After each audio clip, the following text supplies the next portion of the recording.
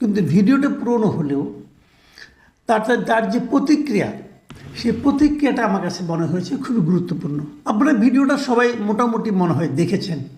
এটা ফেসবুকে দেখানো হয়েছিল ভিডিওটা, যে অনেক কাপড় বেঁধে একটা মঞ্চের মধ্যে কথা বলছে এবং তার দুই পাশে দুইজন লোক অনেকটা জঙ্গি আইএস স্টাইলের, মুখে কাপড় ঢেকে হাতে বন্দুক নিয়ে তারা দাঁড়িয়ে আছে প্রহরায়।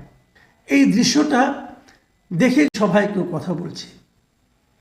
অথবা বাংলাদেশের যদি হয় তাহলে আইএসের আদলে এখানে কোনো জঙ্গি সংগঠন গড়ে উঠেছে এবং তারা এই ধরনের মহড়া দিচ্ছে অথবা কথা বলছে। যে বক্তা উনি কথা বলেছেন আরবিতে, সেক্ষেত্রে আরও বেশি হতে পারে যে জঙ্গি সংগঠন হবে, কারণ এটা বাংলাদেশের হওয়ার সম্ভাবনা বেশি অনেকের কাছে মনে হবে এই কারণে যে এটার পেছনে আবার বাংলায় লেখা একটা ব্যানার ছিল এবং সেটা হলো একটা জামিয়া ইসলামিয়া মাদ্রাসার ব্যানার, যার আগে লেখা ছিল যশোর। মানে যশোর জামিয়া ইসলামিয়া মাদ্রাসার একটা জঙ্গিবাদের চর্চা হয়, জঙ্গি শিক্ষা দেওয়া হয়, এ ধরনের ধারণা মানুষের মধ্যে তৈরি হতে পারে। তৈরি হওয়ার আরও একটা কারণ হলো এই ছবিটাকে প্রথমে যারা দিয়েছে ফেসবুকে, অনেকে এই ছবিটা দিয়ে তার উপরে নিচে যে ক্যাপশনগুলি দিয়েছে, যে ব্যাখ্যাগুলি দিয়েছে, সেগুলো কিন্তু ও ধরনেরই জঙ্গিবাদের প্রচার বাংলাদেশে হচ্ছে এ ধরনের। তো ঘটনাটা আসলে কী ছিল, এটা আপনারা এর মধ্যে তাদের জন্য একটু বুঝিয়ে দিতে চাই, একটু আপনাদের উপলব্ধির সুবিধার্থে।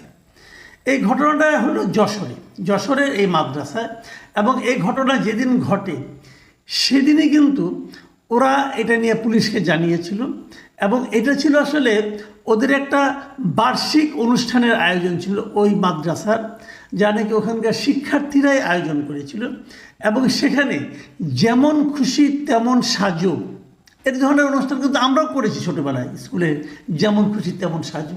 ওই যেমন খুশি তেমন সাজো যে পার্টটা, সেই পার্টের একটা অংশ ছিল এটা।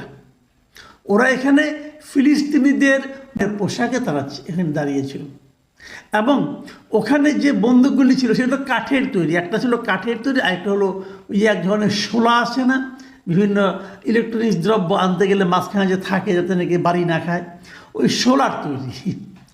এবং এবং পুরো জিনিসটা হলো জাস্ট এক ধরনের আনন্দ দেওয়ার জন্য। সেটাকেই যিনি প্রথম পাঠিয়েছেন ফেসবুকে, এটাকে করেছেন, উনি একটা বদ মতলব নিয়ে সেটাকে জঙ্গি হিসাবে প্রমাণ করার চেষ্টা করেছেন।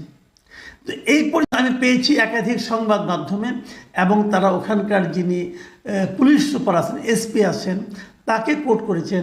সেই এসপি নিজে ঘটনাস্থলে গিয়েছেন, উনি দেখেছেন এবং উনি দায়িত্ব নিয়ে বলেছেন যে এই ঘটনাটা ছিল এটা।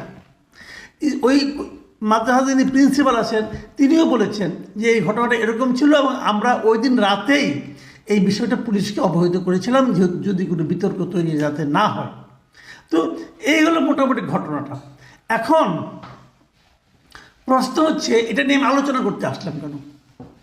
দেখুন, ফেসবুকে নানাজনে নানা ইঙ্গিতপূর্ণ করে মানুষকে বিভ্রান্ত করার জন্য, মানুষের মধ্যে উত্তেজনা ছড়ানোর জন্য অনেক রকম কিন্তু ঘটনা তারা ঘটায় এবং তারা বিভিন্ন রকম ছবি দেয়।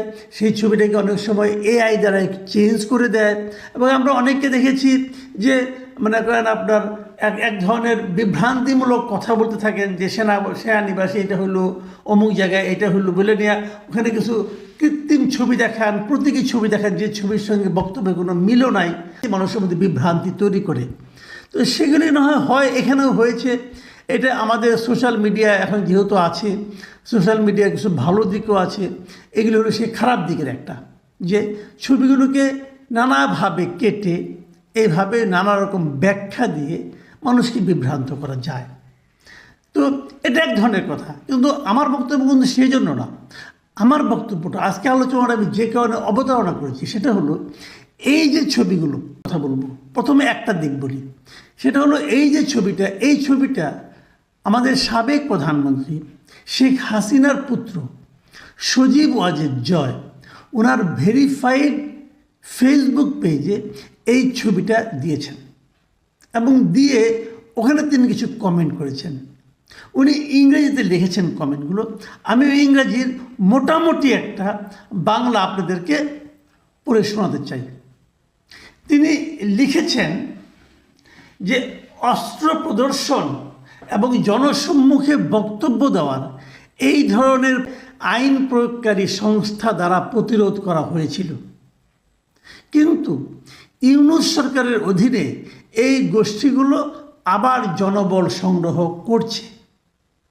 ব্যাপারটা ক্লিয়ার। কিন্তু উনি বলতে চাচ্ছেন এই যে ঘটনাটা এখানে ঘটেছে, এই ধরনের ঘটনা আওয়ামী লীগ আমলে হলো ঘটতো না।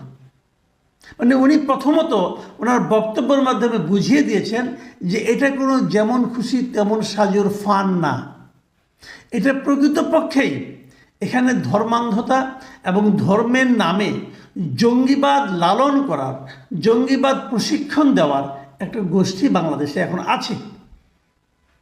এবং এটা যদি আওয়ামী লীগ সরকার যখন ছিল তখন এই ধরনের ঘটনা এখানে হতে পারতো না। এখন আসছে, এখন তারা এই গোষ্ঠীগুলো আবারও জনবল সংগ্রহ করছে, অস্ত্র সংগ্রহ করছে এবং এইভাবে ট্রেন্ড আপ করছে।